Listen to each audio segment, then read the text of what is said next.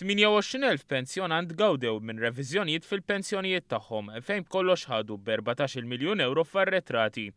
Dan wara li għal snin sħaħ il-proċess li aġġusta l-pensjonijiet mal-paga kurrenti ta' fejn wieħed kien jaħdem ma baqax isir.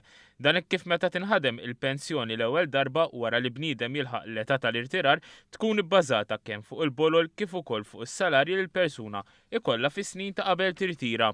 Is-Segretarju Permanenti fih dan il-Ministeru għall-Familja, Tfal u Solidarjetà Soċjali Mark Musu spjega kif kien fil-bidu tas-sena l-oħra li ttieħdet din l-inizjattiva sabiex dan il-proċess jerġa' jibda jsir wara tant snin. Kellek pensjonanti li kien jaħdem ma' kumpanija partikolari u kien delivery man, naraw is-salarju tajjeb sena wara l-oħra ta' delivery man ma' dik il-kumpanija partikolari u l-pensjoni trid tirrifletti il-paga kurrenti ta' dak il-grad li kellu l-pensjonant.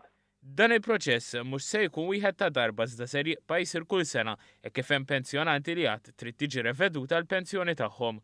Apparti minn hekk ta' minn diġà ġiet reveduta l-pensjoni, din ir-reviżjoni ser tibqa' ssir kull sena ħalli l-pensjoni tagħhom tkun verament tirrifletti l-paga li jieħu li kieku għadu jaħdem. Naturalment issa il-proċess irid jibqa' għaddej il għaliex hemm pensjonanti oħrajn illi għadna nirrivedulhom il-pensjoni u naturalment kull pensjonanti li jkollu dritt għal żidiet blura eventualment il-pensjoni tagħhom tiġi riveduta u jekk ikollhom dritt għal żidiet jirċievu l-arretrati dovuti.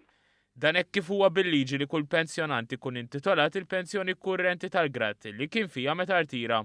Intant din il-bidla tinaqqat mal-kullana ta' miżuri soċjali li ttieħdu bilan li l-pensjonanti jkollhom dħul aħjar u jgħixu ħajja iżjed dinjituża fosthom żidiet diretti fil-pensjonijiet u eżenzjoni mit-taxxa sa ċertu ammont.